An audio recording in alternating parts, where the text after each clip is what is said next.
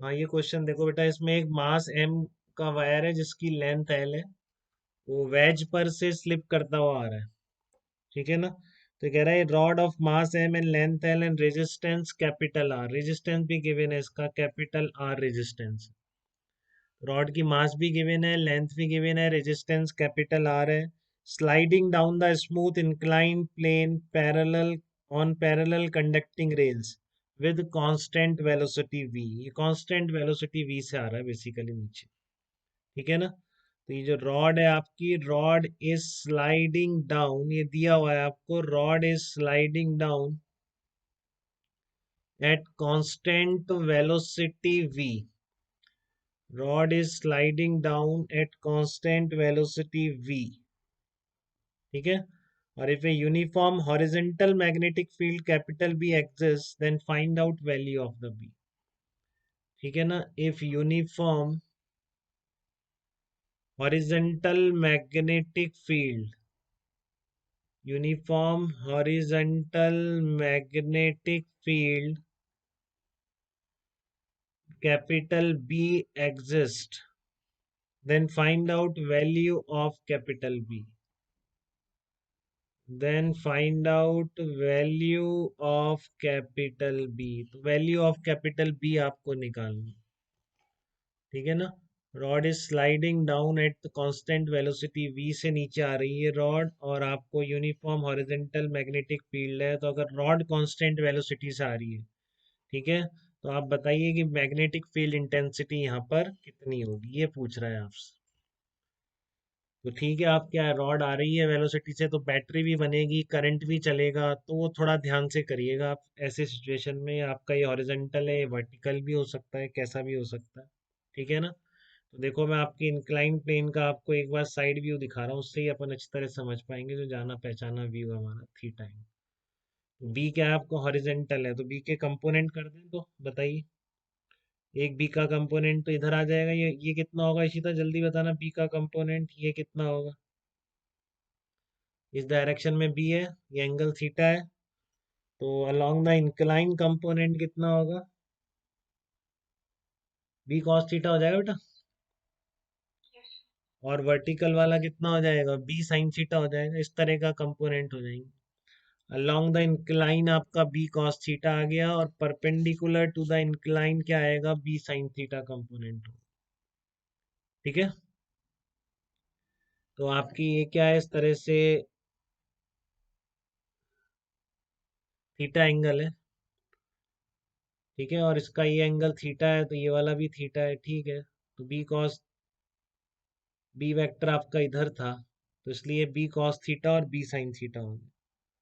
और वेलोसिटी इस डायरेक्शन में। तो बताओ बैटरी किधर बनेगी, इससे बैटरी कैसी बनेगी, अगर इसका जो इस तरह से करंट चलेगा ना, इसमें इस लूप में करंट चलेगा ऐसे। ठीक है ना। तो इस लूप में जो करंट चलेगा, तो ये बैटरी कितने की बनेगी, ये बताइए। अब बैटरी कौन सा कंपोनेंट यूज होगा, ये वाला जो है। देखो, इलेक्ट्रॉन सेपरेट करने हैं, तो लेंथ के परपेंडिकुलर तो दोनों है, बट ये अलोंग द वेलोसिटी नहीं हो जाएगा क्या। तो हाँ, तो बी कॉस थीटा बेकार हो जाएगा बेटा, B cos theta along velocity हो गया। ठीक है ना। तो इसलिए हमारा क्या होगा, हैंस यूजलेस, इसका हम काम में नहीं लेंगे इसको। ठीक है ना। हमको चाहिए तीनों परपेंड, B cos theta along the velocity आ जाएगा, ये वेलोसिटी की डायरेक्शन है, इस डायरेक्शन में। तो परपेंडिकुलर वेलोसिटी के बी साइन थीटा होगा। ठीक है। तो v क्रॉस b की डायरेक्शन देखो, v vector cross b sine theta अंदर की तरफ जा रही है कि नहीं।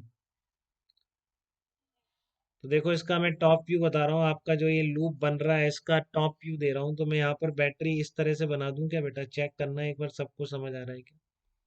और रेजिस्टेंस भी लगा देते हैं, रेजिस्टेंस कह रहा है ना, और इस तरह का सर्किट बनेगा कि नहीं इसमें बताओ।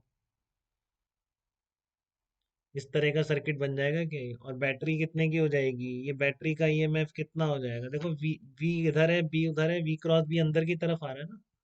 अंदर की तरफ मतलब इसके अलोंग द, इस डायरेक्शन में करंट चल रही है, ऐसे करंट चल रही है ठीक है ना, करंट ऐसे चल रही है। तो अगर करंट का आप देखोगे, तो बी साइन थीटा काम में आ रहा है, बी वी एल क्या हो जाएगा, B sine theta into V into L हो जाएगा। B sine theta into V into L हो गया। ठीक है, B sine theta into V into L.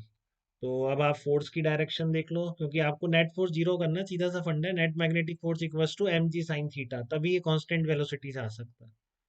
Net magnetic force equal to M G sine theta, तभी ये कांस्टेंट वेलोसिटी से आ सकता है। देखो दिक्कत तो नहीं है इसमें किसी को।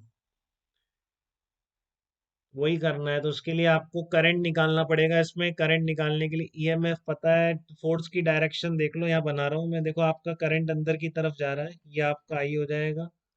तो मैग्नेटिक फोर्स भी कौन सा कंपोनेंट काम में आएगा, जो कि अलोंग द इंक्लाइन दे, वो भी आपका बी साइन थीटा ही होगा शायद।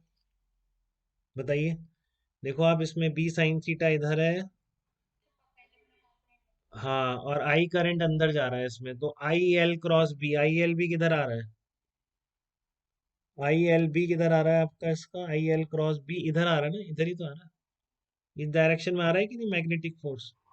और एम जी साइन थीटा इधर आ रहा है। देखो बेटा डायग्राम बना के बहुत समझाने की कोशिश करिए, दो तीन जगह आता है इस तरह का। कई बार आपके मैग्नेटिज्म में भी है, वहां पर बस आपको करंट दे दी है इसने कि एक कांस्टेंट करंट चल रही है और एक वायर नीचे उतर रहा है, तो बताइए करंट कितनी है। इसमें करंट भी खुद को निकालनी है बीवीएल से, ये डिफरेंस है। तो ये एक्सटेंडेड वर्जन है उसी क्वेश्चन का, जो मैग्नेटिज्म में शायद एससीबी में है, बहुत कॉमन है। ठीक है, तो ये जस्ट एक्सटेंडेड वर्जन है कि आपका ये जो वायर उतर रहा है, पहले बैटरी बनेगा, बैटरी बनाने में कौन सी फील्ड इंटेंसिटी यूज हो रही है, बी साइन थीटा यूज हो रही है। ठीक है ना, बैटरी बनाने के लिए कौन सी फील्ड इंटेंसिटी यूज हो रही है, बी साइन थीटा यूज हो रही है। और मैग्नेटिक फोर्स कितना आ रहा है उसका, आपका आई एल क्रॉस बी।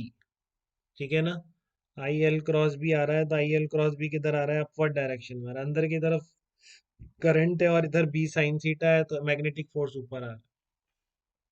आकाश कोई डाउट तो नहीं है बेटा यहाँ तक, इस तरह की बैलेंसिंग में देखिए आप एक बार,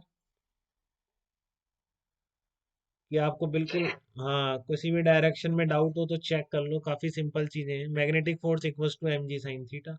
अब मैग्नेटिक फोर्स लिख दो आप, कैसे लिखोगे मैग्नेटिक फोर्स को, आई करंट मान ली L into B sine theta, ये magnetic force equal to M G sine theta. Target ध्यान रखो क्या है, वैल्यू ऑफ बी निकालनी है, जिससे कि कांस्टेंट वेलोसिटी से आ रहा हो, तो इसलिए नेट फोर्स जीरो कर दो, एक्सलरेशन जीरो करके तो फोर्स बैलेंसिंग कर दी। ठीक है, और अब आप क्या करोगे, आई की वैल्यू देखो लिख दो इसमें, ये तो इक्वेशन वन हो गई। आई आपको पता था ईएमएफ हो रहा, तो वो था B V L sine theta upon R. ये साइन थीटा तो कट जाएगा, इसकी जगह वापस आ जाएगा, लेकिन जब रखोगे तो कितना आ जाएगा, B square L square we,